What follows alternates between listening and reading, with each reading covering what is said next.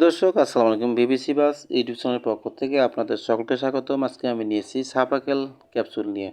সাপাকেলের মূল উপাদান মুরাক্কাব। এটি একটি ইউনানি ওষুধ। সাপাকেল প্রস্তুত করেছে আলসাপা ল্যাবরেটরিজ। উপাদান: প্রতি ক্যাপসুলে আছে আকর করহা 25 মিলিগ্রাম, বাহমান সুকু 25 মিলিগ্রাম, বাদিয়ান 25 মিলিগ্রাম, সালের মিসুরি 25 মিলিগ্রাম, হায়াতিন আলিফ অথবা ভিটামিন এ 1.50 মিলিগ্রাম ও অন্যান্য উপাদান পরিমাণ দেওয়া আছে। নির্দেশনা: সাধারণ দুর্বলতা, স্নায়বিক দুর্বলতা, মানসিক অবসাদ, হৃদকম্প, জয়েন্টে ব্যথা, অপুষ্টি, ক্যালসিয়ামের অভাব ও ভিটামিনের অভাবজনিত রোগ ব্যতীতে এই ক্যাপসুল ব্যবহার করা হয়।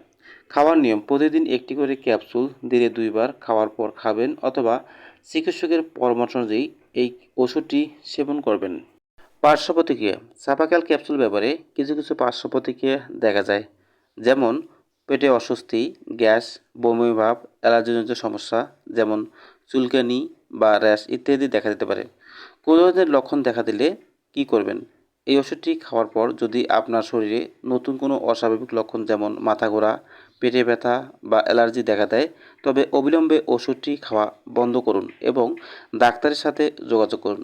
গর্ভকালীন অবস্থায় ব্যবহার: আপনি যদি গর্ভবতী হন বা অন্য কোনো জটিল রোগে যেমন লিভার, কিডনির সমস্যায় আক্রান্ত হন, তবে এটি খাওয়ার আগে অবশ্যই ডাক্তারকে জানান এবং ডাক্তারের পরামর্শ অনুযায়ী অথবা ডাক্তারের প্রেসক্রিপশন অনুযায়ী ওষুধ সেবন করবেন। তো বন্ধুগণ, ভিডিওটি ভালো লাগলে এবং আপনার উপকারে আসলে অবশ্যই লাইক, কমেন্ট, শেয়ার করবেন এবং সাবস্ক্রাইব করে পাশে থাকবেন। তো আজকের মতো এখানে শেষ করতেছি।